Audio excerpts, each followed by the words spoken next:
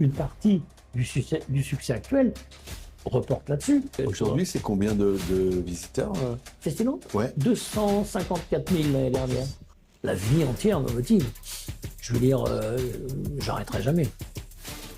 Qui est totalement surdimensionné pour nous à l'époque, mais c'est une opportunité.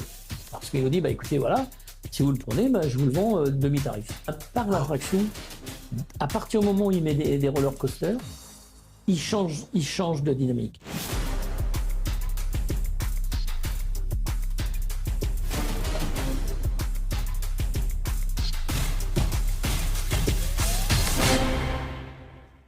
Bonjour et bienvenue sur Destin Normand. Si vous venez de nous rejoindre, sachez que tous les 15 jours, le podcast Destin Normand est diffusé sur toutes les plateformes de streaming, etc. Et aujourd'hui, invité exceptionnel, plateau exceptionnel, nous recevons Hervé Lebel. Qui est Hervé Lebel? Beaucoup d'entre vous le connaissent, mais Hervé Lebel, c'est notamment, entre autres, parce qu'il a fait plein de choses, c'est notamment le créateur, le fondateur du parc Festiland, ô combien connu, à Caen. Donc, Hervé Lebel, bonjour. Bonjour. Merci de venir nous rencontrer. Je suis content que vous soyez là parce que j'entends parler de vous partout. Alors, en ce moment, il y a de l'actualité en plus à Festiland. Bien sûr. Mais quelque chose me dit que vous n'avez pas que Festiland. Vous n'êtes pas arrivé là comme ça avec juste une idée de Festiland. On va y venir tout à l'heure. Dans Destin Normand, on retrace un petit peu le parcours de notre invité. Monsieur Lebel, comment c'était votre enfance? Ah, on repart de si loin. Oui. Bien, écoutez, d'abord je suis canet. D'accord. Je suis né dans un quartier en pleine mutation qui s'appelle le quartier Saint-Jean-Eudes, actuellement en pleine réflexion. D'accord. Mais à l'époque, c'était un quartier, comment dirais-je, ouvrier, disons-nous, dans une famille soudée, dans une famille Aimante. Aimante, absolument. Et donc, j'ai vécu 6 ans dans cette famille avant que mes parents achètent une maison à Venoy, où j'ai passé la totalité de mon adolescence dans l'ancien quartier de Venoy, qui était également, lui, à l'époque, en pleine mutation. Je suis né, moi, en 1957. Pour l'anecdote, je suis né début octobre, donc le jour du lancement du Spoutnik. C'est vrai. Et voilà, c'est une date connue, début octobre 57. Voilà, absolument. Ok, très bien. Et puis, voilà, j'avais une famille modeste, avec des parents. Mon père était artisan peintre. Et maman nous a élevés avant d'être VRP, comme on disait à l'époque. Ouais. Voyageur, représentant plastique. Voilà, VRP en tant que vendeuse de vêtements. Ah, d'accord. Je veux dire, voilà, okay. représenter une marque. Et donc, voilà, ça c'est très bien. Je suis l'aîné d'une fratrie de 3 enfants, un frère et une sœur qui me suivent. Les études? Plutôt bon, plutôt... Eh bien, je suis ce qu'on appelle un bac plus 0. Voilà. Ouais, hein, ça me choque pas, moi. Ça vous choque pas? Pas du voilà. tout, moi.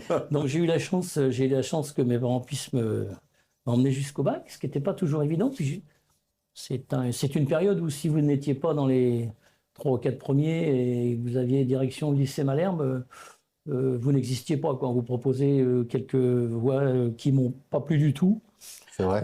Oui, de façon anecdotique, j'avais dit au conseiller d'orientation de l'époque, je lui avais dit, je voudrais être au grand air, d'un air de dire, je veux pas être sous les tôles, comme on dit. Vous voyez ce que je veux dire? Je voudrais avoir un métier où on bouge et autres. Alors, grand air, ça s'est traduit par opérateur géomètre ou lycée agricole. J'avais rien contre ni le géomètre ni l'agricole, mais sauf que ça me convenait pas du tout. Donc, j'ai dit, bon, là, c'est pas fait pour moi, je vais prendre mon destin en main, quoi. Donc, ça tombe bien. Donc, en fait, les études s'arrêtent au bac. Les études s'arrêtent au bac. Et après, qu'est-ce qui se passe? Il se passe que, bon, ma volonté, je voulais être journaliste. Donc, je voulais être journaliste. Et donc, il y a eu une impossibilité technique par le fait que j'étais dans une famille où il n'y avait pas de grands moyens. Ouais. Et qu'à l'époque, il fallait faire, me semble-t-il, c'était l'école de Lille, et qu'il y avait un internat ou pas d'internat du tout. Enfin bref, c'était très compliqué pour l'époque. Donc j'ai dit, je vais tenter d'être moi-même journaliste, voilà, d'être pigiste. Donc, Ouais. j'ai fait des piges pendant des années sur ce qui s'appelait à l'époque euh, France Bleu aujourd'hui, enfin ici Normandie, mais Oui. qui s'appelait Radio France, Basse Normandie à l'époque, ou pour des journaux locaux. Il y avait une édition encore de Paris-Normandie, il y avait Liberté, il y avait les piges qu'on faisait les journaux extérieurs. Et donc, Et c'était plus des piges sportives. voilà, absolument. Ouais. Voilà, je passais mon week-end à aller sur les terrains de basket, sur les courses de vélo, sur le circuit de l'Anguille à Deauville, voilà, où je faisais des piges, comment dirais-je, sportives. Et puis, on revenait, vous savez, à l'époque, c'était avec le Nagra, avec Oui, le fameux Nagra, mais vous je me savez, rappelle. la bande, et puis on montait. Et puis on rentrait dans le studio très vite parce que ça se passait le dimanche après-midi. Par exemple, sur Radio France Basse Normandie, ça avait lieu à 18h de mémoire. Et il est clair que c'était toujours dans l'urgence, quoi. Toujours dans l'urgence. Le journaliste présentateur, lui, attendait tous les petits morceaux et on faisait le lancement un petit peu à la sauvette, si j'ose dire, un petit peu très rapidement. Alors, C'était amusant. le Nagra, on mettra une petite image, c'est ce magnéto avec des petites bandes. Exact. Oui, ça fait un petit peu passer. Ça, j'en conviens. J'en conviens. Ouais, mais bon, moi, j'aime bien qu'on en reparle parce que années 80, quoi. on années a 80. connu les Revox, les choses comme ça, etc. Ouais. C'était la même chose. Ça, c'est pour le pur technique, quoi. Donc, Bien sûr. donc, fallait manger. Donc, on faisait Voilà. des piges, on allait à droite à gauche pour travailler. Exactement. Et après, vous vous êtes dirigé vers différents boulots. Ah ben non, après, comme c'était impossible de vivre uniquement des piges, anecdotiquement parlant, je me souviens d'une pige politique que j'avais fait à Deauville. Et moi, j'avais à peine 20 ans. Et donc, je fais une pige pour les résultats des élections à Deauville. Ah oui. Et donc, je rentre dans un établissement très très connu à Deauville. On peut le citer, les Vapeurs, pour ne pas le citer. Ne sachant pas du tout où je rentrais, je demande un sandwich, un téléphone pour communiquer les résultats à la rédaction et puis une bière ou peu importe, une boisson. Et je me souviens que ma pige m'avait moins rapporté que le coup de téléphone et le sandwich. C'est vrai. Alors j'ai dit, bon, là c'est un peu compliqué de rester à manger avec ça. Donc je vais essayer de faire autre chose. Et donc j'ai lancé un journal gratuit à l'époque qui concernait les spectacles, qui s'appelait Quand et où se distraire, qui était un journal qui référençait le cinéma, le théâtre, les choses de la ville. Vous voulez me répéter quand et où se distraire? Ça s'appelait Quand, C-A-E-N. Bah oui, quand, normal. point de suspension, et où se distraire. Donc, journal gratuit. Un petit journal gratuit qu'on mettait dans les boîtes aux lettres. Il faut dire que non, au tout départ, j'avais un petit journal, mais alors là, c'est vraiment un tout petit journal dans le quartier de Venoy, qui s'appelait Venoy Info, qui était une petite fanzine, comme on dit, enfin un petit journal papier. Et puis après, il y a eu ce journal-là. Et puis de fil en aiguille, j'ai réussi à revendre ce journal Quand et où se distraire. Et puis j'ai monté une société de distribution boîte aux lettres. D'accord. C'est-à-dire que je m'étais aperçu qu'il y avait un manque, que dans cette profession, la finalité du travail, c'est-à-dire la distribution boîte aux lettres, elle était relativement pas bien faite. Voilà. D'accord. C'était un peu compliqué. Donc, on a essayé de structurer ça. Vous étiez précurseur déjà, là. Là, on était vraiment précurseur. Et puis, ça a très bien marché. Alors là, j'ai basculé vers le marketing, qui est devenu aussi après mon second métier, puisque j'en ai toujours eu deux de toute ma vie. Et donc, j'ai monté cette société, d'abord toute petite, et puis après, assez conséquente, que j'ai également revendu à une époque. Voilà, vous savez, le cheminement, c'est ça. Vous êtes un créateur, alors? J'ai essayé, oui. J'ai eu, à cette période-là, c'était un peu de la création boulimique. Ouais. Enfin, je m'en veux aujourd'hui, non, c'est un grand mot, mais c'était maladroit et avec la jeunesse, c'est-à-dire que j'ai monté des tas de choses. J'ai monté une société de journaux lumineux, vous savez, ces journaux qu'il y avait au-dessus des enseignes. J'ai monté des testeurs pour les chèques. J'avais une concession d'assaut à l'époque. Vous voyez, on montait des tas de sociétés je montais des tas de sociétés de cette nature-là, toujours un peu liées plus ou moins au marketing. Et puis j'arrivais à les revendre, et puis à en reconstituer une autre, et puis voilà, de fil en aiguille. Mais je me suis vite aperçu que 8 à 10 sociétés en gestion, ça devenait vraiment impossible. C'est lourd. C'était trop lourd. Donc voilà, dans les années, comment dirais-je, fin des années 90, je me suis dit, là, il faut absolument se stabiliser un petit peu. Et donc, là, je suis allé vers ce qui existe toujours, la société PRN, qui est la diffusion postale, adressée. Nous sommes routeurs au sens du routage de presse ou autre, que j'ai monté avec 2 associés, qui sont toujours d'ailleurs mes associés, 40 ans plus tard, et qui consistait... Alors là, c'était aussi précurseur, parce que il faut savoir que le marketing direct, comme on l'appelle, le marketing direct papier, aujourd'hui numérique, puisqu'évidemment on passe de plus en plus au numérique, c'est pas si vieux que ça. C'est quelque chose qui a été inventé fin 19e. Alors c'est très drôle parce que si vous voulez l'anecdote, ça a été inventé en Normandie. D'accord. Peu de gens le savent. Ça a été inventé dans l'Orne, à la Chapelle-Montligeon, par un religieux qui a voulu monter cette fameuse église de la Chapelle-Montligeon, qui est ça s'appelle une chapelle, mais non, c'est vraiment une très très grosse église. Et il a envoyé des lettres dans le monde entier pour avoir des dons.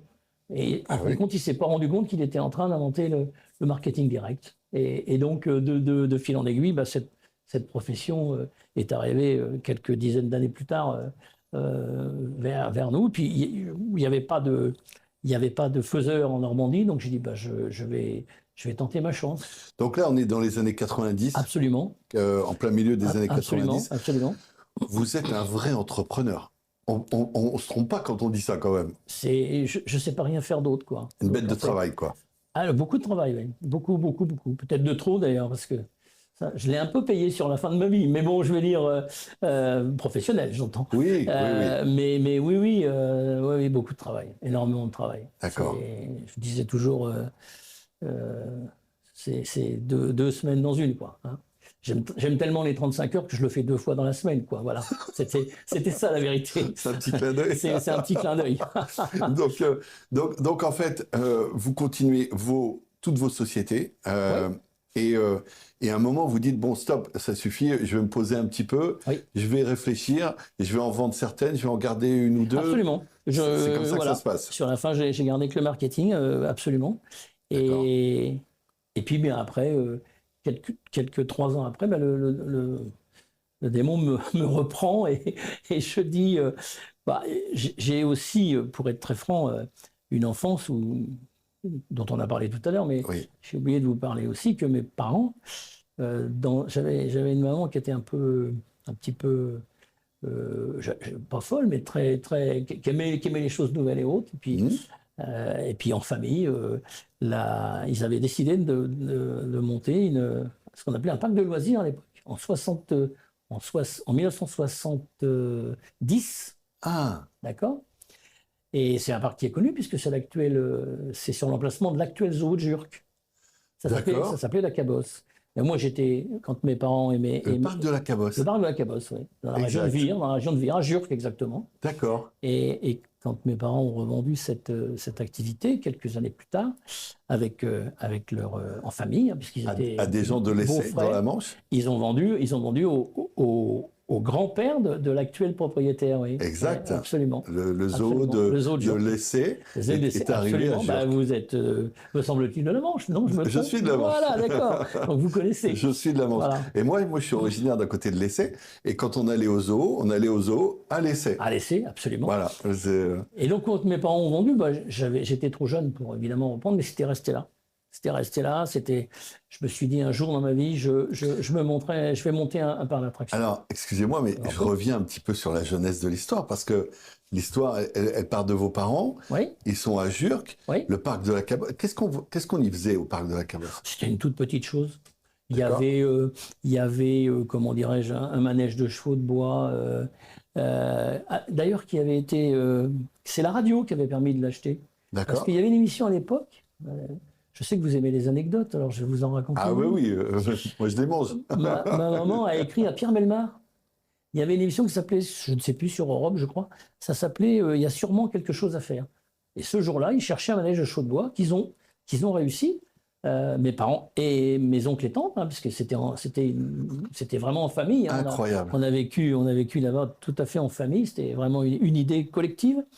Et donc, ils ont acheté ce manège. Et puis, il y avait des promenades de poney, il y avait des choses comme on les faisait dans les années 70. C'est-à-dire des petits manèges, des petites choses tout à fait qui n'auraient plus lieu aujourd'hui parce que on veut bien plus que ça maintenant.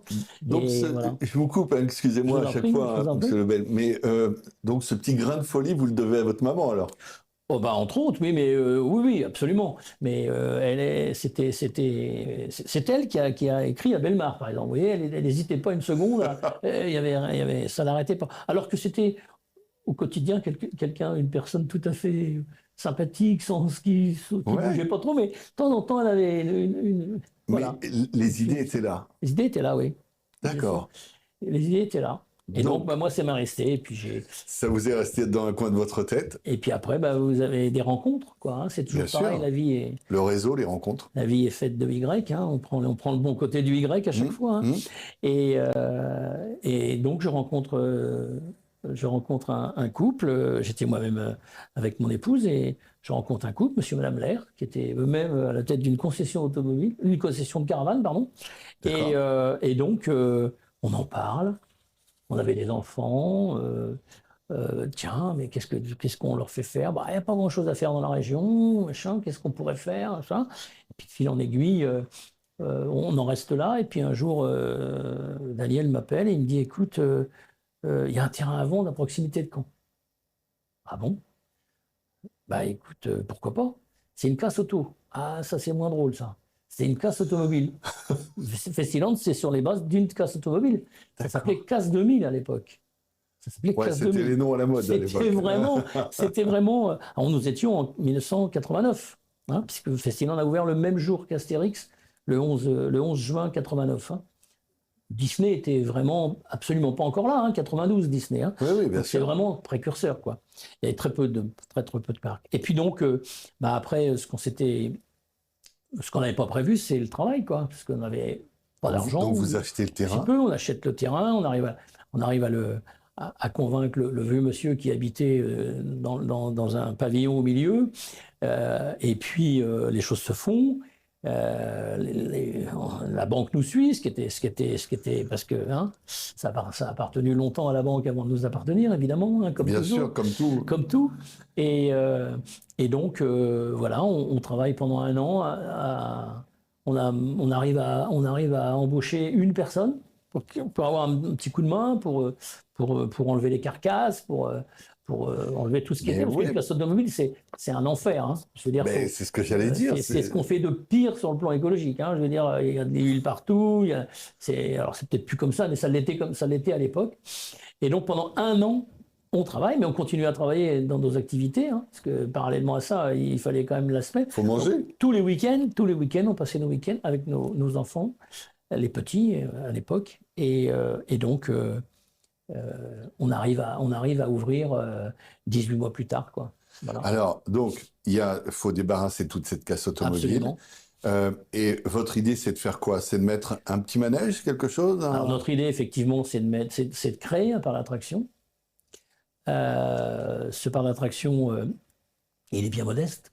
Il ressemble plus à un parc de loisirs qu'un parc d'attraction. C'est-à-dire que les deux sont mélangés, mais en fait, un parc de loisirs, c'est pas la même chose qu'un parc d'attraction. Bien sûr.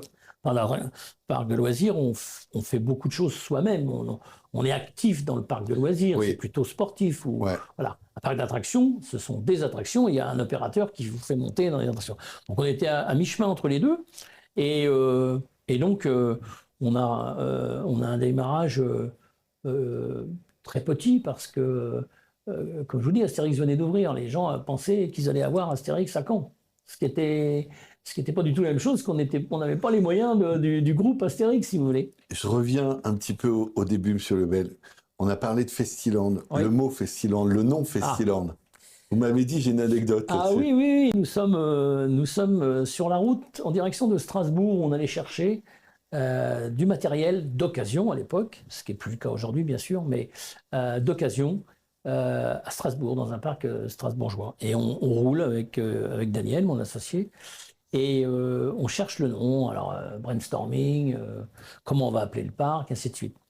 Et puis tout d'un coup, on s'aperçoit qu'il faut faire simple, quoi. Bon, le mot land, il n'est pas encore utilisé en France, c'est Disneyland aux États-Unis, Pareil. mais ça sonne tout de suite dans l'attraction. Festi, ça nous plaît bien, et on essaie de l'équilibrer. C'est-à-dire que si vous voulez, en fait, le mot Festiland, c'est un mot où vous avez une lettre qui est le F, qui est une lettre longue, le D qui est une lettre longue, ES, deux petites lettres ordinaires, le T, le Y qui permet d'accrocher quelque chose. C'est pour ça qu'on met un Y à la place d'un I, parce qu'on peut graphiquement accrocher quelque chose sous le Y. Voilà. Et puis après, land, AN et le D. Donc il est totalement symétrique, si vous voulez. Il est totalement, on peut l'utiliser.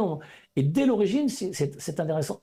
Et honnêtement, une partie du succès actuel reporte là-dessus, parce que c'est un mot qui est facile à retenir, il est d'ailleurs, on a eu plusieurs fois l'obligation de demander à des personnes qui l'utilisaient à d'autres fins. Évidemment, il est déposé, et ainsi de suite, mais ça empêche que malgré tout, c'est vraiment un mot qui est constitué avec des lettres très symétriques et autres pour qu'il marche dans tous les cas de figure. Ah oui, c'était réfléchi à... très réfléchi, oui.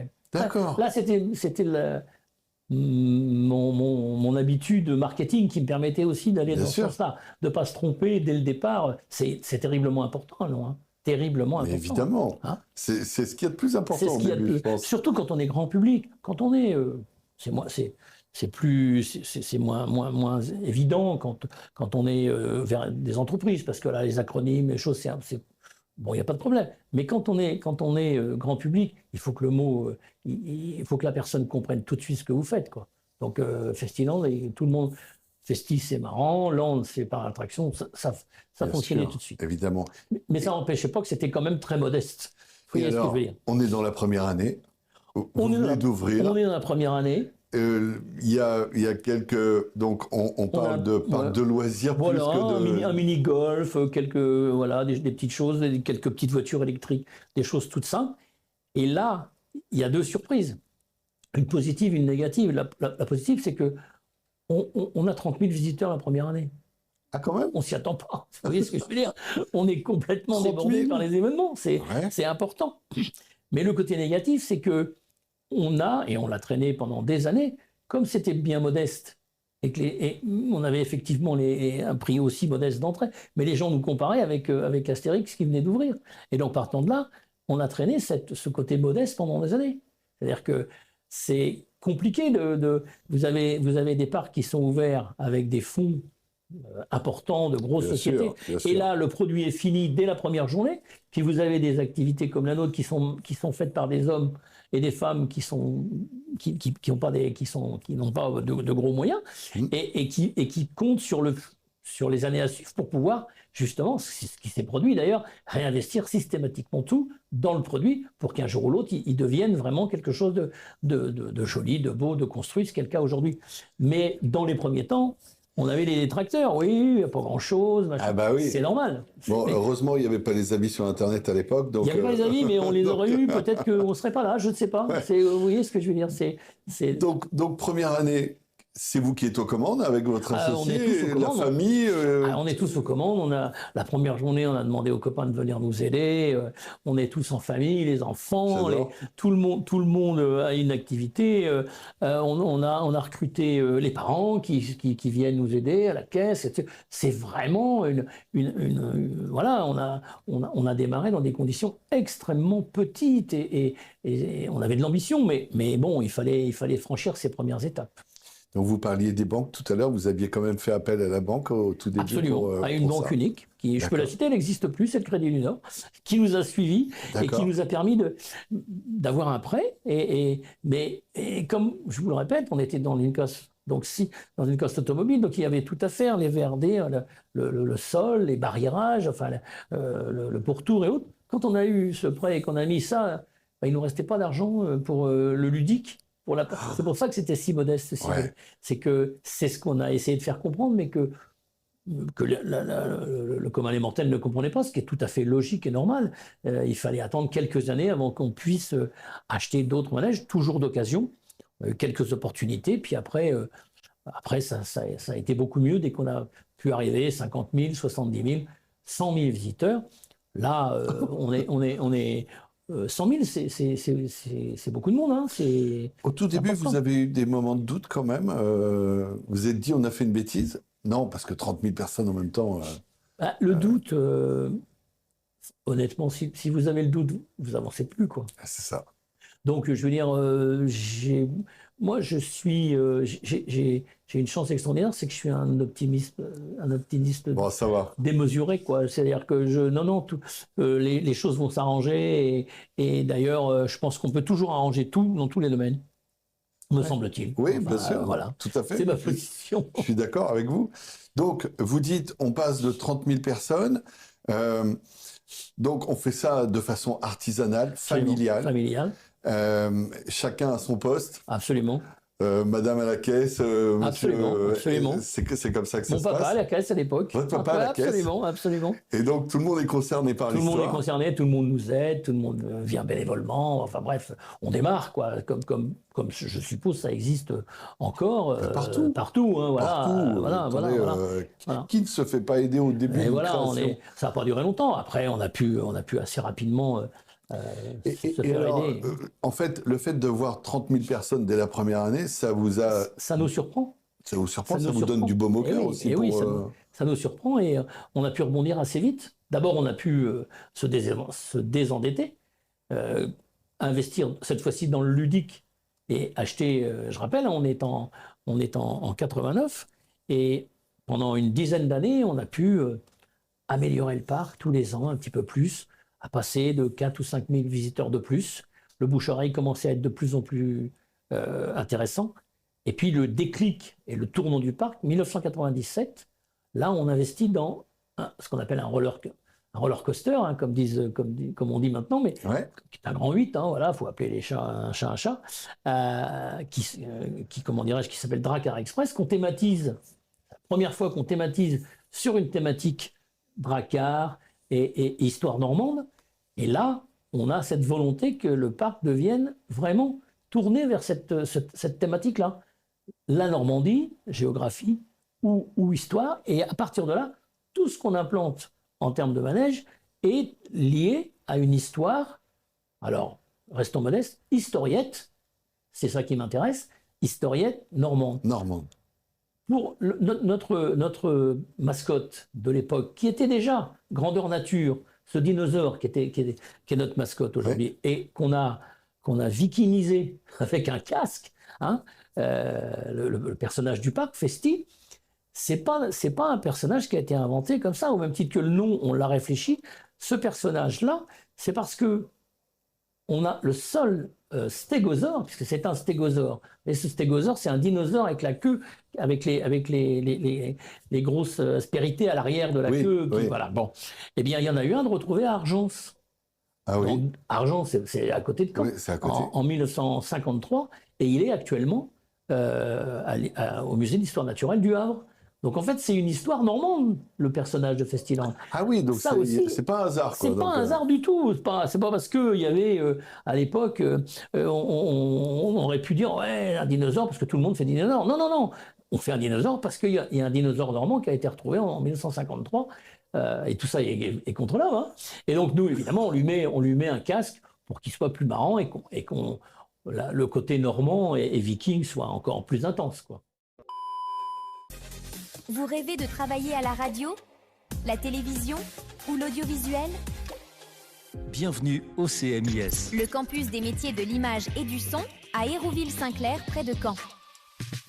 Ici, vous apprendrez dans de vrais studios, avec du matériel professionnel et aux côtés d'experts du métier. Animation radio, télévision, production audiovisuelle.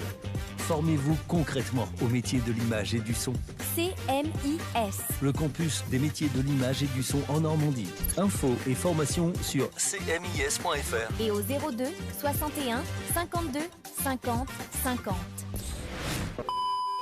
1997, Oui, un tournant un tournant. dans l'histoire de Festiland. Absolument. L'arrivée du Drakkar Express, le roller coaster, 100 000 visiteurs. Voilà, c'est clair. Alors, Ça change tout. mais- Si vous voulez, il y a un parc d'attractions. À partir du moment où il met des roller coasters, il change de dynamique. Il change de le grand niveau. 8, Voilà, le grand 8, absolument. Il change de de position. dimension. Il change de dimension.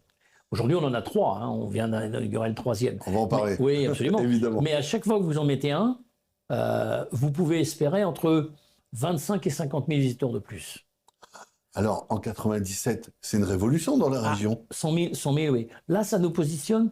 Enfin, on est pris au sérieux. On est pris au sérieux. Ah bah oui. Faut vous dire quand même, pour faire un tout petit retour en arrière, c'est que quand on fait Festiland, on a beaucoup de détracteurs. Beaucoup de gens qui disent bah ouais, ils vont se casser la figure. Ah, Voilà. Aujourd'hui, ce sont les mêmes qui vous disent bien sûr, on le savait. bravo, on savait que vous ça allait alliez marcher. réussir. Évidemment, mais ça, c'est dans tous les milieux pareil. On connaît. Mais si vous voulez, oui, effectivement, c'était la révolution, 100 000 visiteurs. Mais quand vous arrivez auprès d'une banque à l'époque pour dire je vais acheter un roller coaster, un grand 8, on vous regarde parce que on trouve ça un peu barré quand même Absolument. Alors, on vous prête que 50%, Oui, ce qui fait que vous, si vous n'avez pas les autres 50%, vous ne le faites pas. bien sûr. Heureusement, c'est notre cas, puisque comme je vous l'expliquais, nous, de toute façon, on ne vivait pas sur le parc. Ouais. Tout ce qu'on gagnait dans le parc, on le réinvestissait à 100%.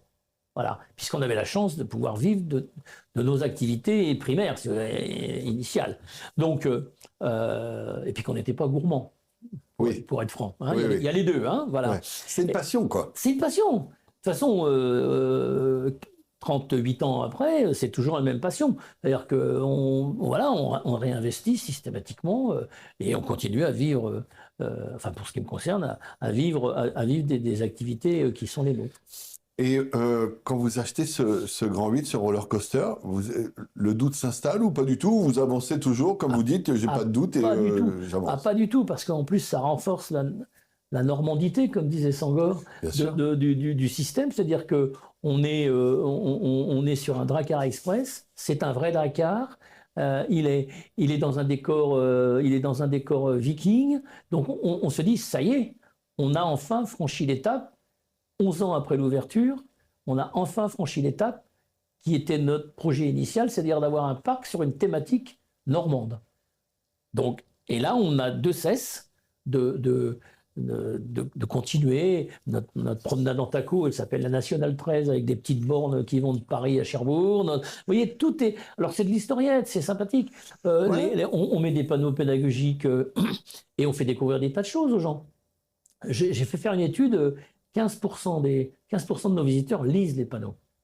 C'est pas beaucoup, mais c'est 15% qui ont appris quelque chose qu'ils ne savaient pas. Quand on met un panneau à l'entrée qui concerne le préfet poubelle en disant bah tiens, on vous a mis des poubelles dans tout le parc, mais on voudrait vous rappeler que le préfet poubelle qui a laissé son nom à l'ustensile, c'est un Canet, il est né à Caen, on apprend quelque chose aux gens. Et ça reste normand. Le préfet poubelle est né à Caen. Le préfet poubelle est né à Caen, absolument. Et ça, peu de gens le savent. Donc, voilà, peu de gens le savent. Quand on met le manège de l'entrée et qu'on l'appelle le manège de Jules, c'est Jules Verne. Parce que je découvre que Jules Verne est venu en Normandie passer 3 mois. C'est arrivé par Cherbourg en bateau à l'époque.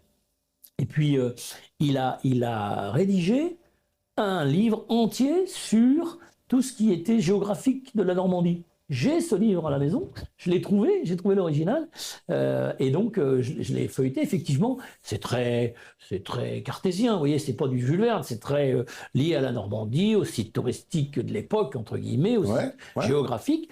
Et je me dis, Jules Verne a passé 3 mois en Normandie, personne ne le sait, tout le monde parle de comment dirais-je, de ses villes de naissance et de mort, mais nous on va appeler ça Jules, et comme ça on va faire découvrir cette petite anecdote. Vous voyez, on est toujours dans l'historiette. C'est vachement bien. On n'est pas dans l'histoire, on n'est pas dans la grande histoire, mais on est dans une histoire, locale qui est assez plaisante à faire découvrir. On y va, on y va brut comme ça, ou on fait des études de marché pour savoir ce qu'on doit implanter après, ce qu'on doit faire comme thématique, ce qu'on doit. Alors, il y a des grands, en fait, un parc d'attraction. il y a des modèles, il y a des concepts. D'accord. Ah, on est dès le départ dans un concept de grand parc. On cherche, sans moyens, à faire aussi bien que ceux qui ont des moyens. Et donc, non, mais voilà, c'est aussi bête que ça. C'est ça. Et pour essayer de faire aussi bien, on s'interroge, on va dans le monde entier, on n'est pas d'attraction On réfléchit beaucoup. avec mes associés, mais nos femmes. Hein. Je rappelle, c'est 2 couples Ouais. à l'origine, c'est toujours 2 couples d'ailleurs, et avec bien sûr nos enfants qui sont rentrés maintenant dans la structure. Oui, on va regarder ce qui se fait. Il y a des choses, il faut un tel tournant, il faut telle attraction. En fait, on a le même nombre d'attractions que les grands parcs. Nous, actuellement, on a 28 attractions. Je crois que les grands parcs en ont 30 ou 32. Vous voyez, on est très proche. Simplement, c'est des attractions qui sont, pour la plupart, parce qu'on a quand même des choses assez costauds, pour la plupart, des attractions qui sont qui sont plus modestes en dimension. Mais ce sont exactement la même structure, avec cette différence, pour ce qui nous concerne, c'est qu'on a véritablement beaucoup travaillé le décor. D'accord. Il faut savoir que quand vous avez une attraction comme la dernière, vous avez 55-60% du prix, c'est l'attraction elle-même, mais vous avez presque 50%, 45-50%, c'est le décor. Là, Si vous mettez la même attraction sans le décor, ça marche pas. Bah c'est moins bien. C'est un champ de foire, quoi. Bien sûr. Vous voyez ce que je veux dire? Il y a pas, voilà. Ouais. Donc, nous, nos manèges sont des manèges qui sont conçus pour nos parcs. Ils sont indémontables. Bien sûr. Je veux dire, ils ne sont pas à plat. Ils sont calculés avec les pentes, avec les descentes de charge. Enfin bref, on a des normes techniques. Et donc, effectivement, ce décor est la nouvelle tendance, si vous voulez, dans les parcs, c'est que c'est l'immersif. Les adultes, les enfants, on les capte tout de suite, c'est pas grave. L'adulte, pour qu'il vienne et revienne, il faut qu'il soit bien. Il faut qu'au sein de Festiland, il ne voit plus une route. C'est le cas actuellement. C'est-à-dire qu'on est dans le parc, on ne sait même plus, on pense qu'on est à la campagne, parce qu'on ne voit plus pratiquement, on ne voit plus rien. Alors, justement, on parle de terrain. Oui. Parce que quand vous avez acheté au début cette fameuse casse automobile, il y avait combien à l'époque? 5 hectares, il y a toujours 5 hectares 5. D'accord. Donc, dès le début, il y avait les 5 hectares 5. Absolument.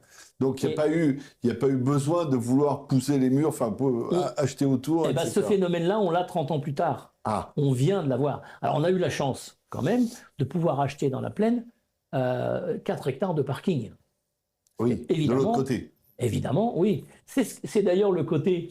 Au départ, c'était un handicap, ce tunnel. Oui. Que pour les gens qui connaissent, si vous voulez. Non, là, c'est plutôt ludique. Mais aujourd'hui, il n'y a pas un enfant. Bah, aujourd'hui, c'est d'ailleurs des adultes, parce qu'on est en deuxième génération. Hein. Les mamans qui venaient fillettes, elles viennent aujourd'hui avec leurs propres enfants. Hein. Mais elles se rappellent qu'elles montaient le long du tunnel en chantant, quoi, ou en criant. Il n'y a pas un enfant qui est rentré en Festiland sans crier. C'est comme ça que ça se fait. Dans le tunnel, on crie. Voilà, c'est comme ça que ça se passe. D'accord. Donc, on a rendu ce tunnel, comment dirais-je, ludique. Mais sans le vouloir, en fait. Et voilà, c'était l'entrée de Festiland, c'est ce qui nous différenciait. Voilà, il y avait ce tunnel et on a pu avoir ces 4 hectares supplémentaires pour le parking, ce qui était... C'est énorme. Bah, énorme, évidemment. C'est top. Et évidemment. Alors, on revient sur l'histoire. Oui. On est en 97, le premier roller coaster. Oui. On passe un cap, on passe une étape, et tout devient beaucoup plus grand. Oui. Là, on commence à vous reconnaître et à vous connaître et à dire... Ah ben on est allé à Festiland, c'est impressionnant. Oui. C'est le début d'une nouvelle histoire, c'est une seconde étape là. Absolument. Hein, c'est ça. Et après vous vous dites bon allez, qu'est-ce qu'on fait en plus? On va mettre des petites attractions en plus, voilà. à côté du premier, du gros. Ou alors tout de suite vous avez des grandes ambitions. Alors non. Parce que justement, il y a des étapes, et puis il y a l'étape financière à chaque fois. À chaque fois. Derrière l'achat d'un gros, hein, il faut commencer par le rembourser les 2-3 ans qui suivent. Voilà. Non, on franchit une étape et on décide de ne plus jamais acheter d'occasion. D'accord. C'est là. On n'achète que du neuf. Et on s'adosse à un fabricant italien Ok. sur Zamperla, très connu. Et là, on devient un petit peu son showroom. C'est-à-dire on doit avoir 11 manèges de cette entreprise-là italienne dans la région de Turin. Et malheureusement, il y a très très peu de fabricants, voire pas du tout de fabricants en France de ce genre de matériel. Là, on a acheté différentes, comment dirais-je, différentes attractions, si vous voulez. Et puis, on passe les années 2000, tous les ans. Ça fait aussi notre réputation. Tous les ans, on mettait Il y a une nouvelle attraction. sur laquelle on pouvait communiquer. Bien Et sûr. évidemment, quand vous communiquez sur du nouveau, bah, les gens reviennent. Faut savoir qu'actuellement, si je fais zéro publicité, on a 150 000 personnes qui viennent de toute façon sans même avoir entendu parler de nous. On fait de la pub pour les autres, pour les touristes, pour les étrangers, voilà. Bon. Et donc, on met un manège tous les jours, enfin toutes les années, pardon. Et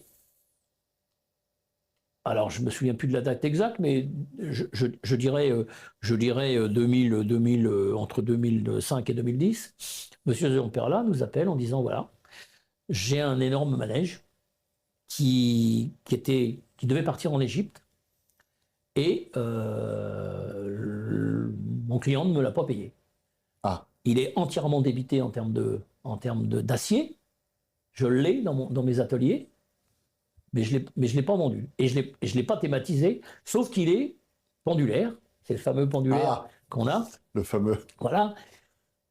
Qui est totalement surdimensionné pour nous à l'époque, mais c'est une opportunité. Parce qu'il nous dit, bah, écoutez, voilà, si vous le prenez, bah, je vous le vends demi-tarif. Ah. Donc on réfléchit quand même, parce que les investissements sont très lourds dans nos métiers. Hein. Vous allez le voir. Très, très lourd. On va le voir et tout ça. Et on dit, oui, mais attendez, il est en forme comme ça, c'est une pyramide. Hein. Il partait en Égypte, hein, c'est une pyramide, il est thématisé. Est-ce que vous pouvez faire quelque chose? Alors, il dit, bah, pas de problème, je vais vous rethématiser viking, on va mettre des cordes autour des piliers, bon, et autour, nous, on fait le décor. Et ce manège arrive, et là, effectivement, ça correspond à autre chose, c'est-à-dire les amateurs de très haute sensation. Parce que ce manège, d'abord, est interdit aux enfants, et c'est de la très très haute sensation, où là, il faut vraiment des amateurs. C'est-à-dire que quand on investit dans ce genre de choses, on sait d'office que 60% des gens ne font que de regarder. 40% vont monter, mais 60%, parce que ça va...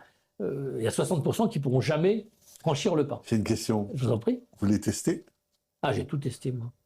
Ah, j'ai tout testé. J'ai testé, le dernier, là, je l'ai déjà fait 3 ou 4 fois. Ça m'est arrivé. Puis j'ai mon gendre maintenant, j'ai des jeunes avec moi qui sont amateurs et qui m'emmènent. On fait des voyages à l'étranger tous les ans. Et forcément, je suis obligé de... Ils m'ont emmené dans des trucs que j'aurais jamais fait tout seul. Hein. C'est vrai? Oui. Donc ce manège qui arrive, en fait, qui était destiné à l'Égypte, oui. Il est transformé, oui. Il est adapté à la région, aux Vikings et compagnie là, et il est installé à Festillon. Ça, c'est 2010. À vil prix, je précise. Ah oui. Parce que ça aide quand même pour prendre la décision. Bah, évidemment, évidemment. Ouais. C'est une aubaine pour vous. C'est une aubaine, ça change les choses. Et là, on franchit un nouveau cap. Vous savez, c'est assez facile d'arriver jusqu'à 100 000.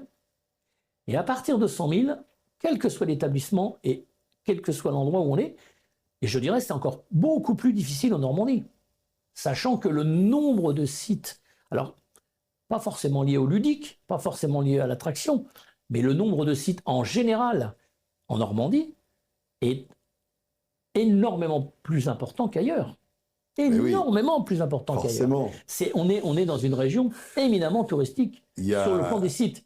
Donc pour exister, si vous voulez, vous avez à votre gauche, en regardant la mer, le Mont-Saint-Michel, et à votre droite, Étretat ou je ne sais quoi, ou Deauville, ou, enfin, vous voyez, où il y a des masses entières de gens, au milieu, si vous voulez, c'est un petit peu compliqué. Les plages de débarquement, bien évidemment, tous les musées, et ainsi de suite. Donc ça se répartit. Vous voyez, le mémorial, enfin bref, vous avez énormément de départements où quand vous faites 100 000, vous êtes le roi du pétrole. Alors que en Normandie, si vous faites 200 000, vous n'existez pas hein, par rapport aux autres. Il y a plein, il y a la tapisserie de Bayeux, enfin, il y a la Cité de la Mer, enfin, je pourrais en citer. Aujourd'hui, c'est combien de visiteurs Festinland Ouais. 254 000 l'année dernière. Ouais. Bravo, c'est Ouais, énorme. c'est plutôt sympa, oui. Ah bah plutôt oui, sympa, ouais. plutôt, Voilà. j'imagine. Donc, 2010, il y a Oui. ce fameux, Voilà. cette pyramide Voilà. normande qui arrive. Voilà. Et là, donc, on passe le deuxième Qui cap. s'appelle on l'a dit. Hérétique, Hérétique, oui, en, oui. en référence à Rollon, en référence au passage de Rollon et de sa conversion. Ah, Et voilà, c'est pour ça qu'on l'a appelé hérétique. Il y a toujours un sujet, ça nous permet de mettre un petit panneau. toujours et une d'expliquer. histoire. Toujours en rapport Pour direct. celui qui regarde, il regarde la pancarte et puis il voilà. apprend pendant que... Il y a plein de gens qui ne regardent pas, mais c'est pas Ouais. le sujet. Le sujet, c'est d'amener un petit plus à ceux qui veulent. Donc là, forcément, on grimpe en masse salariale puisque sûr. forcément... Bien sûr. Et alors, là, c'est purement technique, mais des gens qui sont sur ces attractions doivent être sensibilisés ils sont responsabilisés quand même parce que il peut y avoir un danger, il y a des sécurités, il y a plein de choses. Il faut faire hyper gaffe, quoi. J'imagine que les gens que vous prenez, là, ils sont... Ah bah bien sûr. Et puis au-delà des gens, si vous câblés, voulez, quoi. au-delà des gens, les attractions, les visiteurs ne peuvent même pas s'apercevoir à quel point c'est sécurisé. Ouais. C'est le maître mot du matin. Il y en a pas d'autre. Il y a sécurité et le reste. Et j'oserais dire, le reste, c'est pas de la littérature, mais c'est beaucoup moins important. Ce qui est important, c'est le mot sécurité. Quand on comment dirais-je, construit un manège comme le dernier, mais tous les autres ont eu le même sort, on va faire vérifier par notre bureau de contrôle l'acier de fabrication pour savoir si par hasard il n'y a pas une paille dans l'acier, si vous voulez. Donc, si vous voulez, on en est à contrôler le matériau lui-même.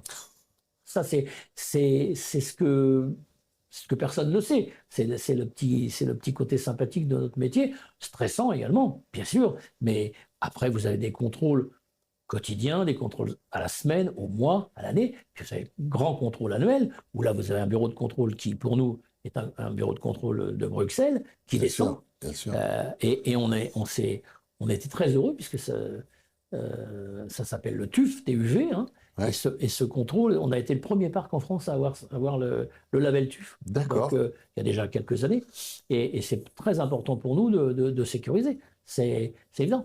C'est comme ça. C'est notre quotidien. Le quotidien, c'est la sécurité. C'est la sécurité, tout le reste. Avec parfois des comportements individuels qui peuvent être sujets à caution.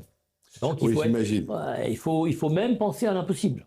Voilà. Donc, en fait, tout le personnel qui s'occupe d'un roller coaster, Oui. ils sont formés, ce sont des vrais techniciens qui sont au préalable. Et on a nos propres techniciens à plein temps. Il faut savoir que, j'ai oublié de vous le dire, mais dans l'affaire, il y a Alexandre, mon gendre, qui nous a rejoints. Et donc, depuis maintenant plus de 15 ans, et donc qui est maintenant le directeur général du parc. C'est-à-dire que, si vous voulez, on a aussi de la jeunesse, on a Olivier, notre directeur technique, on a plein de personnel. On reste, des fois, ça m'amuse, parce qu'on me dit, mais qu'est-ce que vous faites en hiver? Mais on travaille beaucoup plus en hiver qu'en été. Évidemment.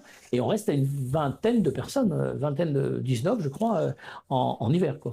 Il y a beaucoup de travaux d'hiver qui sont faits dans ce genre d'entreprise, quoi. C'est normal. Nous, il y a l'entretien. Il y a 7 personnels rien que pour la maintenance. Hein. Bien sûr. Voilà. Bien sûr. Après, si vous voulez, on forme des, comment dirais-je, du personnel, mais il faut savoir que les attractions elles-mêmes sont autobloquantes. C'est-à-dire que, si vous voulez, on parlait de l'hérétique, le pendulaire. Ouais. Bon, si vous êtes assis sur ce pendulaire et que votre sécurité est défaillante, le manège ne peut pas se mettre en route. Oui, il y a des protections, des sécurités partout.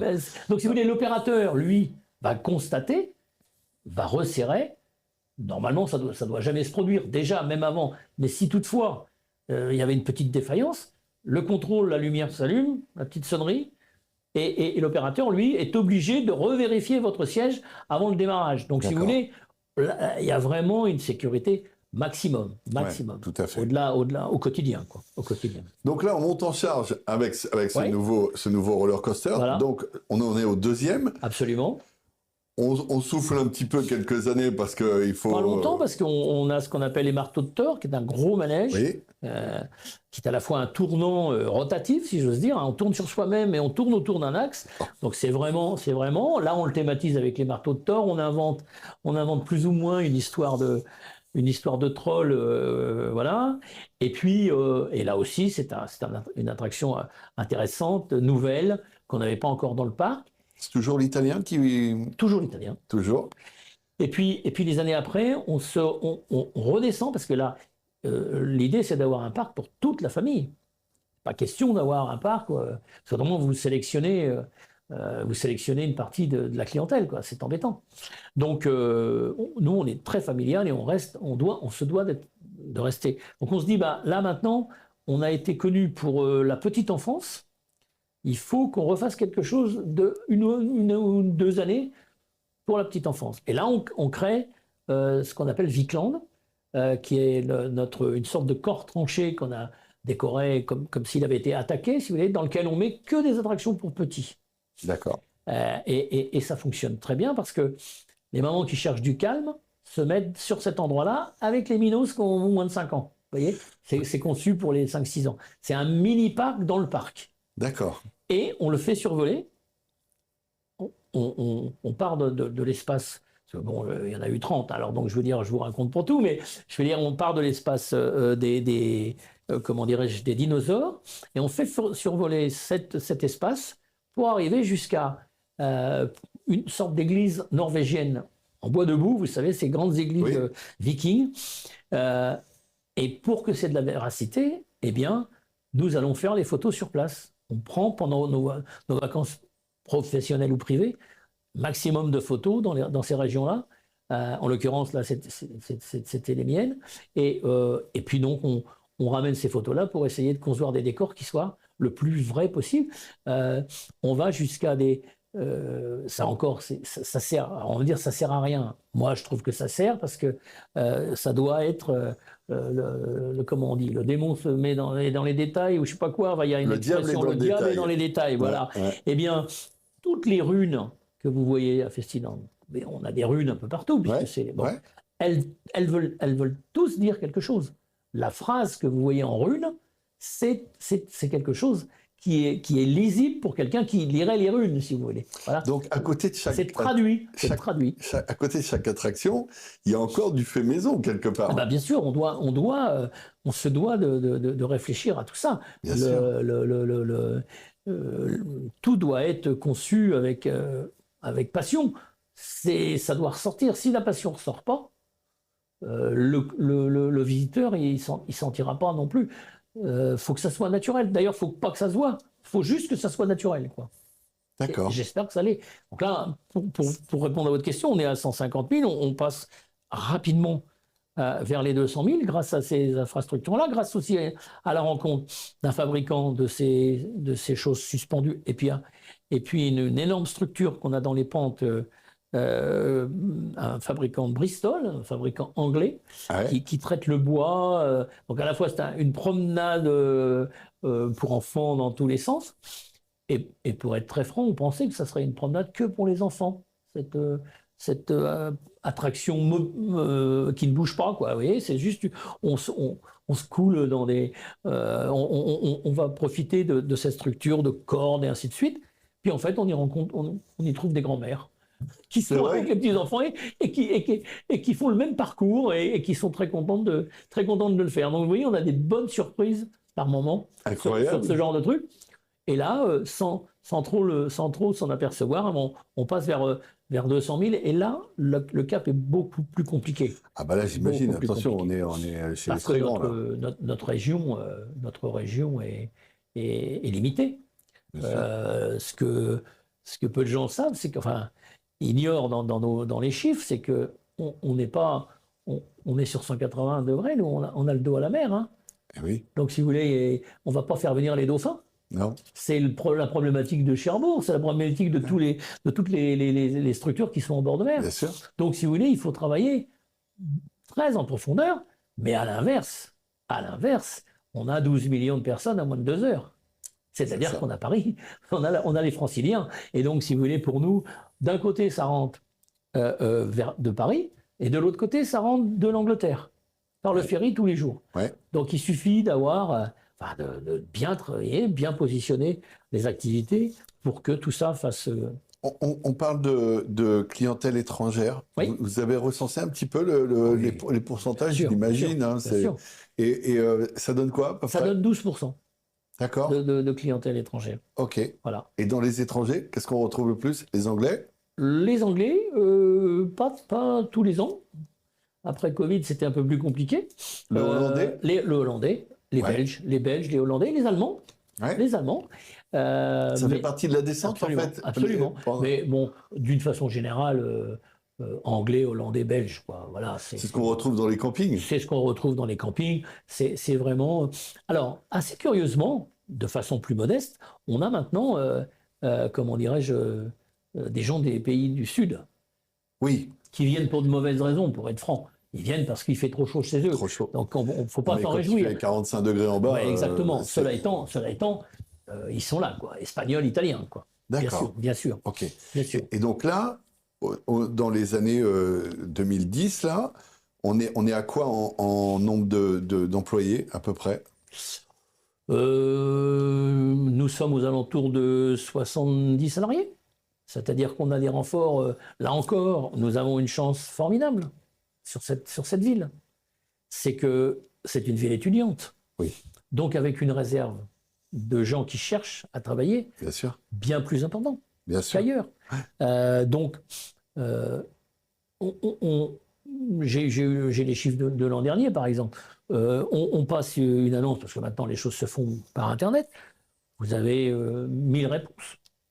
Ah oui, On a 1000 demandes. 1000 Donc, demandes. 1000 demandes pour un besoin actuel d'environ 70 personnes en renfort D'accord. d'été. Ok. Environ. Alors, ça nous fait quand même C'est impressionnant. un des principaux employeurs d'étudiants au niveau local, oui, bien sûr. Ouais. Mais oui, on n'a pas trop de mal à recruter, quoi, par chance. C'est pas le cas de toute la Normandie. Hein. Ah, je vous confirme que c'est pas le cas pour tout le monde. Non, c'est malheureusement pas le cas pour tout le monde. Mais là, avec cette manne, entre guillemets, étudiante, c'est plus facile pour nous que pour d'autres. Mais ça reste... on va pas rentrer dans les détails, parce que ça, j'aurais des propos des fois peut-être un peu méchants, mais c'est vrai que ça reste compliqué quand même de conserver ces mêmes étudiants. Mais c'est un autre sujet. C'est un problème général. C'est un vous autre savez. sujet. C'est un autre C'est un autre sujet. C'est un autre sujet. Donc là, pour le coup, 2010, les années vont bien, Voilà, on 2010, continue. 2015, voilà. Et dites-moi, il y a un truc qui est pas sympa là. Il se passe un truc en 2020 qui est la Covid-19. Absolument. Et là, on est fermé pendant un an. Et là, votre réaction, c'est quoi Bon, Comme tout le monde, on ne sait pas quoi. on ne sait pas. On fait partie, comme l'hôtellerie-restauration, enfin les restaurants, on fait partie des gens qui sont dans l'obligation de fermer. Donc on ferme. Oh. Et là, c'est très compliqué parce que nous, on décide de garder le personnel et de tenter Pardon de se faire aider. Oui, absolument. Ah oui. On monte tous les dossiers nécessaires. Nous avons un syndicat professionnel puissant que j'ai vice-présidé pendant 35 ans. Donc j'étais à la source même des discussions. Et donc là, on a la première année, pas trop d'aide. La seconde, très bien aidée. Voilà, il faut dire les choses telles qu'elles Je sont. reviens sur votre syndicat. Oui, Vous étiez vice-président pendant longtemps. 35 ans. Donc ça regroupe les gros parcs d'attractions. Ça regroupe presque tout le tourisme français. Pas forcément les parcs d'attractions. C'est le SNELAC, Syndicat national des espaces de loisirs, d'attractions et culturels. Donc c'est les châteaux, les grottes, les aquariums, D'accord. et les parcs bien sûr. Et voilà, ça regroupe. C'est un très ancien, c'est très très puissant. Mais vous avez Disney, Astérix, Le Puy du Fou, Futuroscope, les quatre majeurs, et puis les plus petits en dessous.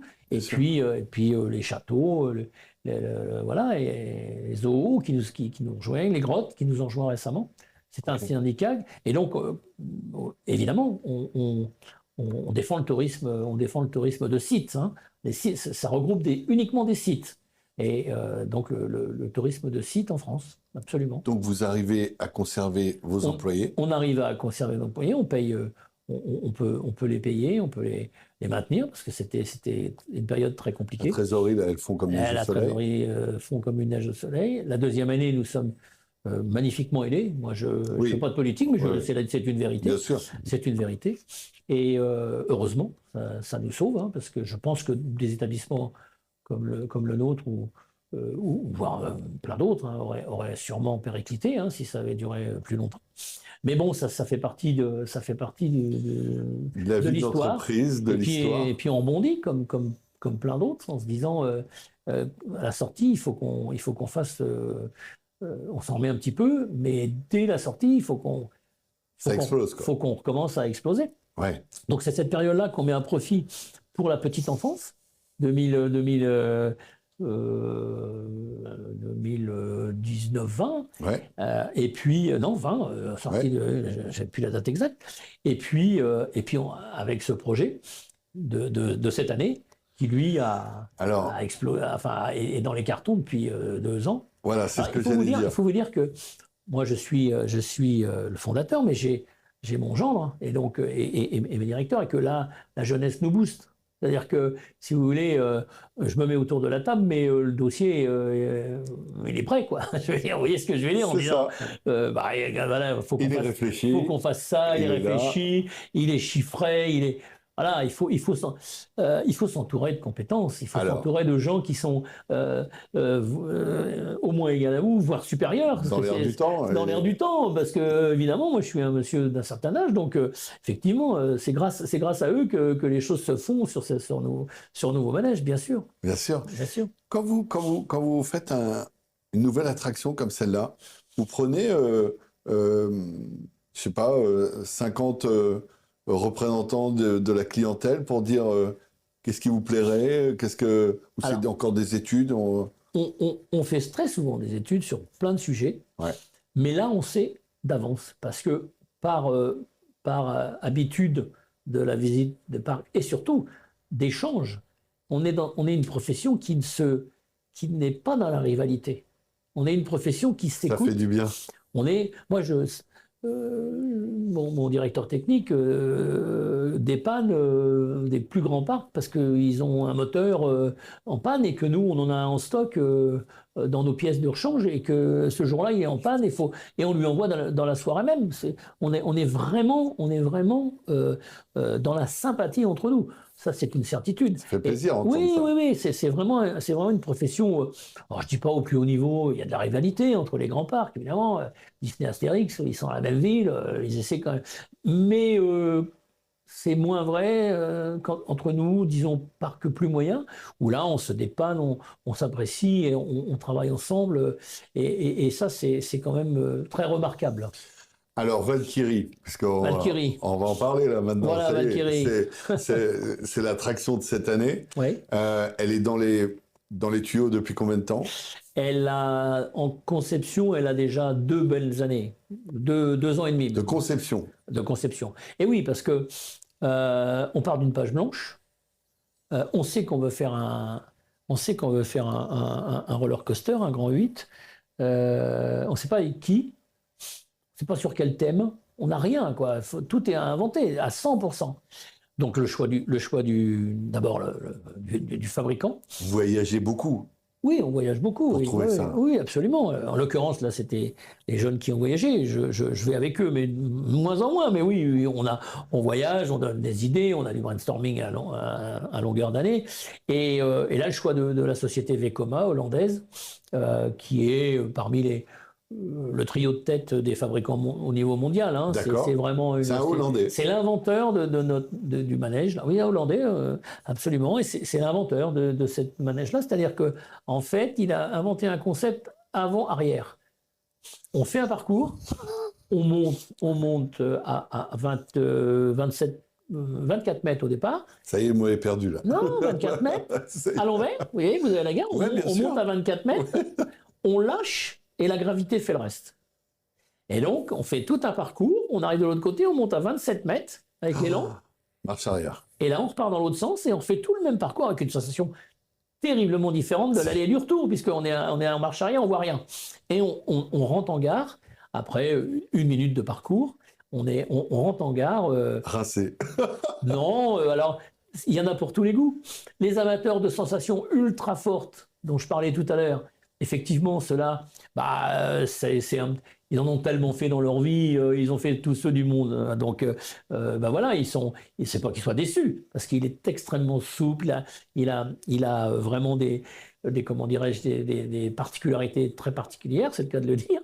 Mais à l'inverse, la quasi-totalité des visiteurs l'apprécient parce que d'abord on peut le faire en famille.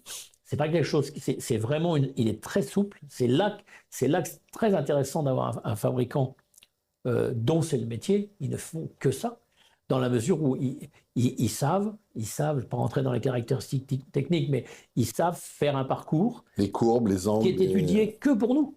Là, il y a encore 6 mois de travail. Rien. Oui, il la faut qu'il préparation. s'adapte au terrain. Ah ben bien sûr, il est indémontable. Il est conçu. Voilà. Après, il y a toute la partie maçonnerie. C'est lui qui a l'idée d'origine et il s'adapte à vous. Ah, mais les ingénieurs, il y a 2 ingénieurs chez eux qui viennent et qui passent un temps fou à faire 10 parcours différents pour que ça marche. Parce que c'est pas le tout de partir à 24 mètres. Encore faut-il revenir en gare, hein. Et une fois que c'est lancé, il faut revenir, hein. Donc, je veux dire, il faut que la gravité soit suffisante et que le parcours soit suffisant et suffisamment, comment dirais-je, étudié pour que ça marche dans les 2 sens. Donc, c'est vraiment hautement technologique. Les gens ne se rendent absolument pas compte à quel point c'est technique. Absolument pas compte. Et en souterrain, on a une usine à gaz électrique. Hein. C'est invraisemblable. Invraisemblable. Impressionnant. Et puis après, vous avez la fabrication. Donc là, je vous expliquais avec la sécurité directement chez le fournisseur. Et puis de l'autre côté, vous avez tout le travail de préparation avec la maçonnerie. Tout ce qui Terrassement. est terrassement, ben voilà, toute préparation du terrain, maçonnerie, 500 mètres cubes de béton de coulé à chaque pied. Voilà. À chaque pied. Non, enfin, 500 mètres cubes en tout, mais chaque pied, vous avez du béton.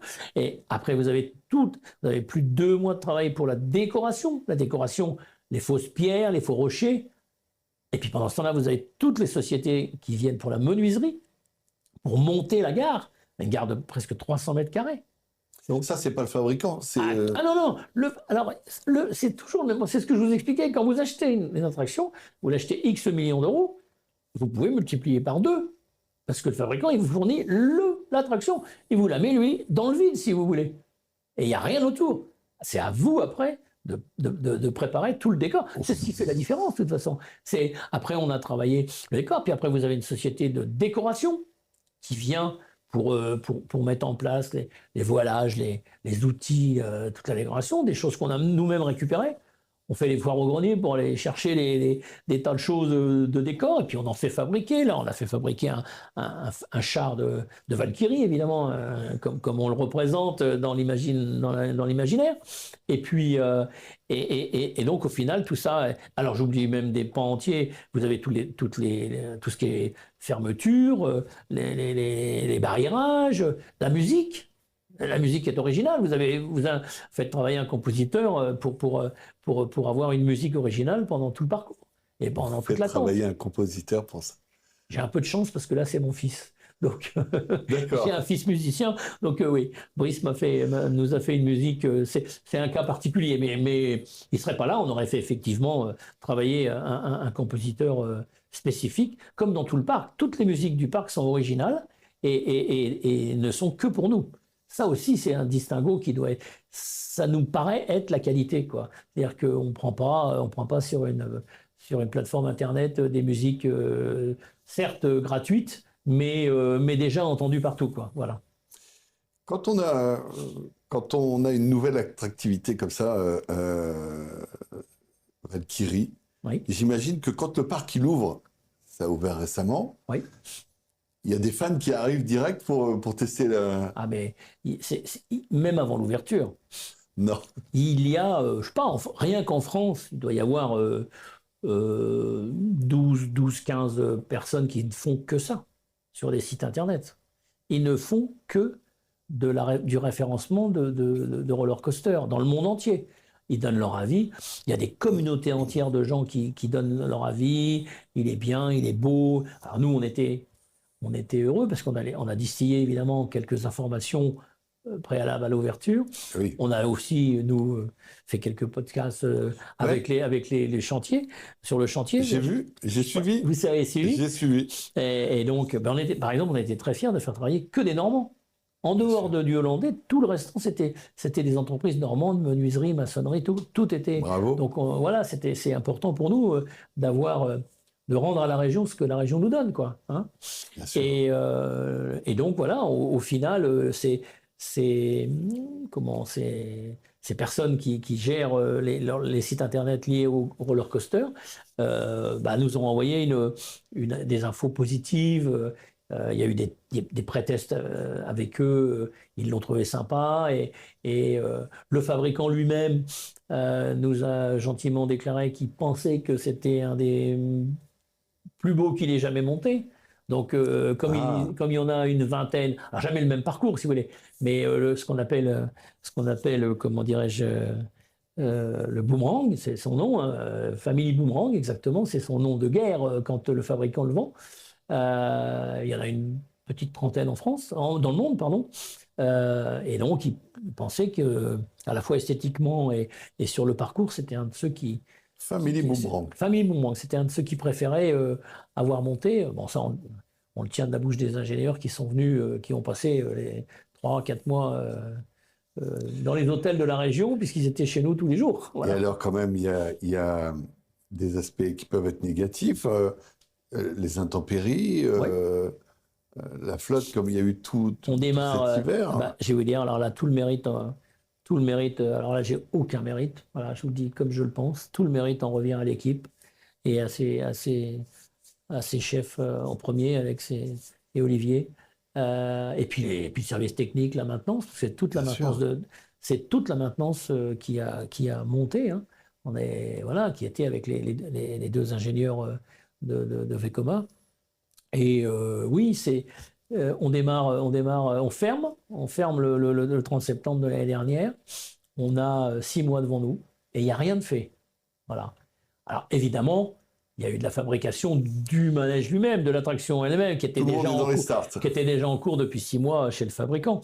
Mais le reste, tout le terrain, les machins, tout ce qu'il y avait à faire, le béton, le machin. Et alors là, ça ne s'arrête pas, quoi. Pendant, c'est non-stop, 1er octobre jusqu'aux premiers essais du 15 mars dernier. Ça 5 mois et demi. C'est vraiment, il faut qu'il se passe rien, quoi. C'est très court. Il faut qu'il se passe rien. Et c'est pour ça que je les remercie tous les jours, parce que c'est vraiment grâce à eux que ça s'est passé superbement, quoi. Parce que je me trompe pas, en décembre, il a plu quasiment tous les jours. Mais on a été dans la boue. Mais le chantier s'est jamais arrêté. Le chantier s'est jamais arrêté. Les entreprises ont fait un travail formidable. Les maçons, les gars qui ont bossé sous la pluie et tout, ça s'est jamais arrêté. Il n'y a pas eu, à part la semaine de Noël, il n'y a pas eu un arrêt. D'accord. Et y compris les ingénieurs et les représentants de la société hollandaise qui ont dû passer pour certains 3 mois ici sans revenir chez eux. Hein. D'accord. Voilà, c'était du non-stop. Vous avez des anecdotes sur le parc, des gens d'un certain âge très âgés qui sont montés, des gens qui ont, je sais pas, qui sont mariés sur votre parc, des gens qui. Mais on a 1000 anecdotes, mais bon, vous me branchez sur les mariages, mais je pense qu'on a parmi le personnel 10 mariages et autant d'enfants. Ah oui. Bah oui. Et ça, c'est quand même anecdotique, mais c'est la vérité. Parce qu'on embauche. Faut vous dire que là, en pleine saison, on va être 115, 120 salariés. Donc, ce sont des jeunes qui viennent de tout l'horizon du coin. Et pas que des étudiants, puisqu'en avant-saison et après-saison, on embauche des saisonniers pendant 6 mois. Bien sûr. Il n'y a que le renfort d'été, on en dit. Hein. Et Et donc, eh ben, ils sympathisent, et parfois plus. Donc oui, écoutez, des mariages dans le personnel et avec enfants, je pense qu'on n'a jamais fait le compte, mais il y en a sûrement plus de 10, ça c'est certain. On vous a déjà téléphoné pour vous dire il s'est passé ça aujourd'hui, un truc rigolo dans le parc Oh, ben, des choses drôles. Ouais, il y en a. Alors, bon, nous, on gère plutôt la crise, vous voyez ce que je veux dire. Ouais. Donc c'est moins drôle, mais on a le pire. Enfin, c'est anecdotique, mais pas dans le sens drôle. Mais on a parfois des parents qui oublient un enfant. Non. Ça nous est arrivé. C'est dramatique. On vous appelle une demi-heure après la fermeture en disant il est pas notre enfant n'est pas chez vous. Bah si. Non. On le garde, il est là. Hein. Ouais, si, on a eu ça. Ouais. On a eu ça. Non, des choses drôles, c'est des choses qu'on comprend. Par exemple, on a ce qu'on appelle un pont de singe. Vous savez, ce truc de 50 mètres qui passe au-dessus du petit étang chez nous. Et quand on vide l'étang, on s'étonne toujours de retrouver des lunettes de vue. Alors, autant, si vous voulez, quand vous retrouvez des lunettes de soleil, vous dites, bon, ils ne sont pas venus les chercher, mais la personne qui a des lunettes de vue. Ben oui, normalement, on revient là. Et on ne vous les réclame pas. D'accord. Ça nous amuse toujours, si vous voulez, parce que bon, c'est des choses. Vous en trouvez des choses. Oui, on en trouve. Dans les attractions. On remet au secours catholique et puis au secours populaire, on partage et en fin de saison, on a comment dirais-je, les remises de tous les vêtements et les lunettes. On a un filon pour les emmener à Cuba. On les envoie dans. C'est vrai. Voilà. J'avais sympathisé localement et donc on envoie 50 ou 60 paires de lunettes tous les ans à Cuba. Quelle est votre vision pour l'avenir de Festiland? Comment vous voyez ça dans le temps? Ah bah c'est ultra simple. Ah. On est Alors, bah, je ne m'attendais pas à ce que vous me disiez, c'est ultra simple. C'est ultra simple. D'abord, ça se fera sans moi. En tout cas, ça se fera sans moi. Ça se fera avec moi au niveau des idées et au niveau du développement. Mais évidemment, techniquement, vu l'âge que j'ai maintenant, je suis sur la fin. Donc, j'ai déjà passé la main et je la passerai quasiment définitivement. J'ai du mal à penser que vous soyez sur la fin. Non, parce que je continue mes activités. Oui, parce que vous avez d'autres activités. Oui, je suis président de l'Office du tourisme. Ouais. Localement, je suis président de l'Office du tourisme, donc ça me passionne aussi. Parce que là, c'est tourné on est de Camp-la-Mer, hein, on est tourné vers les autres. Ça, c'est du bénévolat, mais c'est passionnant d'impulser quelque chose pour qu'il y ait de plus en plus de monde au niveau de notre collectivité. Non, le Festiland, son avenir, d'abord, il passe par une impossibilité actuellement de développement, puisqu'on n'a plus de terrain. Donc, oui. nous avons un accord avec Camp-la-Mer, mais les choses vont à leur rythme. Hein. Bien sûr. Ça va tout doucement. J'ai fait ma première demande il y a 16 ans. Hein. Donc, si vous voulez, je suis très patient. Je suis très patient. C'est vrai. Donc, normalement, nous, les élus ont voté positivement, tous, à l'unanimité, pour l'extension de Festiland d'environ 5 hectares, 4, doubler la surface, oui. Doubler la surface. Ah oui, là, ça rigole plus. Là. Ça rigole pas, non. Et là, on a une envie très particulière, parce qu'on veut, au-delà de l'aspect attraction et ludique, on veut au milieu y faire un étang, une forêt, planter 5000 arbres à l'ouest de Caen, parce qu'on est dans la plaine, hein, donc si vous voulez, il n'y a pas beaucoup d'arbres. Hein. Donc ça, nous, on a aussi notre petit aspect, toutes ces choses-là, on est conscient de ces choses-là. On vient d'ailleurs, en 2025, le parc a eu ce qu'on appelle le Green Label, hein. Donc on a eu un label écologique majeur l'année dernière parmi les parcs d'attraction. C'est nos valeurs, le travail normand, écologie, c'est comme ça qu'on doit développer les choses. Vous m'avez squeezé ma question, c'était quoi vos valeurs? Nos valeurs, c'est ça, le développement économique, le partage, voilà, on est dans ces valeurs-là. La normandité, je répète, faire valoir le fait qu'on est normand et fier de l'être. On a tellement été pendant des années pas fiers d'être normand, si vous voulez, que ça nous irrite, quoi. Je veux dire, il y a tellement de gens qui disent, quand on les rencontre, il pleut encore. Mais qu'est-ce qu'on s'en fout, je veux dire. Mais franchement, on commence pas une conversation en disant il pleut. C'est absurde. C'est absurde. On dit, on a une région merveilleuse où il y a des millions de gens qui viennent voir ce qu'on a à voir. Et Dieu sait si c'est beau. Voilà, et ce sont nos valeurs. C'est les miennes aussi également. J'adore. Jusqu'à la fin, je me battrai pour ça. Vous êtes un Voilà. personnage, je vois, quand même. Je ne sais pas si je suis un personnage, mais en tout cas, c'est important de le faire savoir. J'ai une question qui est un peu plus personnelle, puisque on parle de vous quand même. Hein, Oui, Destin Normand, c'est ce que je connais le mieux, remarquez, ça tombe bien. Voilà. Comment est-ce que vous arrivez et que vous conciliez votre vie professionnelle avec votre vie privée? Parce que vous êtes par monts et par vous tout le temps. Ou alors vous emmenez toute la famille tout le temps. Non, j'ai la chance d'avoir une femme extraordinaire déjà. J'imagine. Parce qu'autrement, ça fonctionne. Derrière des hommes comme vous, il y a souvent... Ouais, j'ai une femme extraordinaire. Extraordinaire. Ouais, j'aurais pas fait la moitié des choses que j'ai faites parce qu'elle a toujours été là, quoi. Bien sûr. Hein, et surtout dans les périodes compliquées de santé ou autres. Bah. Donc elle a toujours été là et elle est toujours là depuis 50 ans. Hein. Donc si vous voulez, voilà. Et donc ça, c'est très important. Bien sûr. En plus, je pense savoir savoir m'entourer des meilleurs. En tout cas, si ce n'est les meilleurs, des gens très compétents. C'est très important d'avoir, quand on ne sait pas tout, enfin, il faut rester modeste. Moi, j'ai vraiment une attitude très simple là-dessus. Je ne sais pas tout. Quand je ne sais pas, ben, j'achète un service, une compétence au travers d'un collaborateur, d'un cabinet d'expertise, je ne sais quoi, et pour essayer de faire le moins de fautes possible. C'est la règle d'or. Après, j'ai peut-être une capacité de travail et une rapidité de travail. En tout cas, je l'ai eu si je ne l'ai plus, compte tenu des 70 ans bientôt qui sont les miens. J'avais une capacité de travail exceptionnelle, enfin, je pense, assez anormalement élevée.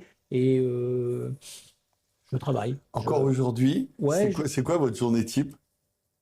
Ah ben, c'est de n'avoir jamais fait la même chose 2 journées de suite. Bien. Vous voyez ce que je veux dire? Oui, je comprends. C'est-à-dire que si vous voulez, j'avais tellement d'activités que je veux passer d'un problème de marketing à un problème touristique privé à un problème de touristique public au niveau de l'office, et donc d'avoir un nombre de gens et un nombre de personnes dans différents domaines magiques dans la même journée. Et vous êtes donc, bien entouré. Je suis bien entouré, et puis je passe d'heure en heure à un sujet différent, et c'est passionnant, quoi. C'est toujours la passion. C'est pas facile de switcher d'une entreprise à une autre en 2 secondes et demie parce qu'il y a un coup de téléphone qui arrive et tout d'un coup, on vous parle plus de Festiland, mais d'une autre activité à vous. Sauf si c'est ce que vous savez faire. Je suis d'accord. Vous voyez ce que je veux dire? Ouais. Moi, j'ai pas de compétences particulières, je vous l'ai dit. Je fais un bac+0. Ouais. Donc, j'ai jamais... Je suis un généraliste. Je n'ai jamais... autodidacte, quand même. Un généraliste autodidacte. Hein? Et je pense, j'incite tous les enfants que je rencontre, moi, j'ai tout récupéré par la lecture. C'est la lecture qui a... Ça fait du bien ce que vous dites là. Parce que... Moi, j'ai un grand-père qui m'a dit un jour, tu ne passes jamais une journée sans 1 heure de lecture. Et je lis 1 heure par jour minimum. Que des choses qui m'intéressent, mais si vous voulez, je lis. Et c'est comme ça que, je pense, quand on n'a pas la chance de faire des études supérieures, ben on pallie à ce manque initial qui peut parfois être un vrai problème intérieur, hein, pour être franc. Mais oui. C'est un vrai problème intérieur, Bien sûr. de se dire, mais bon, j'ai récupéré le niveau grâce à la lecture, grâce à la compréhension des choses, et puis je suis un passionné d'information, quoi. J'adore l'information, je suis la politique du monde, voilà, j'essaie d'avoir l'idée avec 5 ans d'avance. Je pense que on a encore... Vous savez, quand vous ouvrez un parc d'attractions en 1989, c'est pas dans l'air du temps. Hein. Ah, j'imagine. C'est aujourd'hui, on dit, ouais, c'est dans l'air du temps, tout le monde va aller au parc. Oui, en 89, non. Hein. Vous êtes un extraterrestre. Hein. Ouais, enfin, c'est juste se dire, je perçois qu'il va se passer quelque chose dans 15 ans. Et je pense Visionnaire. Enfin, ça, c'est des grands mots. Moi, oui, je vous laisse si vous voulez, mais, Ouais, mais j'assume. mais je pense que si vous voulez, ça, c'est important, c'est de percevoir ce qui va se passer, les mutations, comment elles vont se passer, et pour pouvoir s'inscrire. Alors, moi, après, vous apprenez les choses, quoi. Voilà, il faut toujours, puis il faut vivre les choses avec passion, voilà, tout simplement. C'est le maître mot, la passion. Faire de son métier sa passion, c'est extraordinaire. Absolument. C'est la chance que j'ai toujours eue, c'est que je ne me suis jamais levé un matin sans avoir pas envie d'y aller. Et ça, je comprends les gens qui malheureusement font des métiers qui ne leur plaisent pas et qui se lèvent à contre-cœur. Ça, je le perçois et ça doit être horrible, quoi. Ça doit être horrible. Ouais, Et je en pense. plus, avoir quelque chose à raconter à ses petits-enfants, quoi. Quand on a une vie remplie, évidemment, c'est intéressant de. Tout ça fait un peu prétentieux sur les bords. Alors je vais m'arrêter. Non, c'est pas prétentieux, c'est factuel. Donc, qu'est-ce qui vous motive encore aujourd'hui? Tout. Ouais. La vie entière me motive. Je veux dire, j'arrêterai jamais. Bon. J'arrêterai jamais parce que là maintenant je le fais à un niveau bien moindre que j'ai pu le faire, mais c'est passionnant, quoi, de se dire il y a encore une nouveauté, il y a encore quelque chose. Là, la semaine dernière, on a inauguré les vedettes qui remontent le canal et qui vont se promener. Passionnant, Ah oui, avec la Chambre de commerce. avec la Chambre de commerce, c'est quelque chose de formidable. C'est quelque chose de formidable pour la région. Bien sûr. On s'apprête à vivre le millénaire de Guillaume le Conquérant. Magnifique, je vais être en plein dans l'actualité. Je veux dire, vous voyez, voilà. Donc il y a toujours, on sort du millénaire de Caen qui a été un succès extraordinaire. Donc il ouvre des tas de choses. Après, il faut faire attention. Faut pas se lancer. Là, il y a une vraie recrudescence d'ouverture de tout et n'importe quoi dans le domaine des loisirs. Oui. Forcément, oui, ça marche pour les autres, alors moi je vais le faire. Ben non, c'est pas comme ça que ça fonctionne. Ah non. Voilà. Oui. Et donc il faut être très prudent de ce qu'on fait, parce que nous aussi, on n'est pas à l'abri d'un retournement de vue, et que demain matin, les bains-dansants soient moins à la mode qu'ils le sont aujourd'hui. Il faut le prévoir. Il faut penser déjà à autre chose, enfin une autre approche. Vous savez, moi je me souviens et puis il faut essayer de. Une petite anecdote de Festi, quand on a été les premiers à mesurer les enfants plutôt que de les faire rentrer pour qu'ils soient gratuits ou payants à un certain âge. C'était la mode. Ouais. Tu as 3 ans, t'as moins de 3 ans, tu ne payes pas, tu as plus de 3 ans, tu payes. C'était la mode partout en France. Nous, on s'est dit, c'est pas possible, quoi. Parce qu'un enfant de 3 ans, c'est pas toujours le même. Mais non. En fonction du papa, de la maman, il peut mesurer 1,20 m. Celui qui dépasse largement, bah, il va avoir, comment dire, il va profiter de tout. Alors Eh que oui. le tout petit, là, vous savez, le dernier à l'école, pas le dernier en capacité, mais le dernier en taille, et lui, il va profiter de rien. Donc on a mis la taille, et comme ça, si vous voulez, on s'est renseigné auprès des médecins. 3 ans, ça correspondait à telle moyenne, 1 mètre, je sais plus exactement, oui, je crois que c'est 1 mètre. Et puis, on l'a fait à la taille. Mais c'est juste une révolution, parce que depuis, on a été copié par tout le monde en France. On voit ça partout. On voit ça partout. Mais ça a été, les premiers, ça a été fait au stylo. Vous voyez, c'est anecdotique. Mais d'essayer d'inventer les choses pour que ça se passe le mieux possible. Voilà. Bon, Monsieur Lebel, Voilà. écoutez, merci pour tout, Non, merci tout ce à que vous nous de avez m'avoir raconté. accueilli. C'était hyper passionnant. Ah bon, d'accord. Vraiment, bah, mais vraiment, tous les 15 jours, donc, on reçoit un destin normand. Aujourd'hui, c'était vous. Dans 15 jours, c'est un nouveau bien sûr. que vous découvrirez. J'espère que vous nous Absolument. regarderez maintenant Je vais vous suivre. Donc, il faut nous suivre sur toutes les plateformes de streaming et tous les réseaux sociaux. À la fin, vous mettez un petit pouce en l'air ou un j'aime, et ça nous fera vraiment plaisir. Merci beaucoup, Monsieur Lebel, en tout Merci à cas. vous de votre À invitation. très bientôt.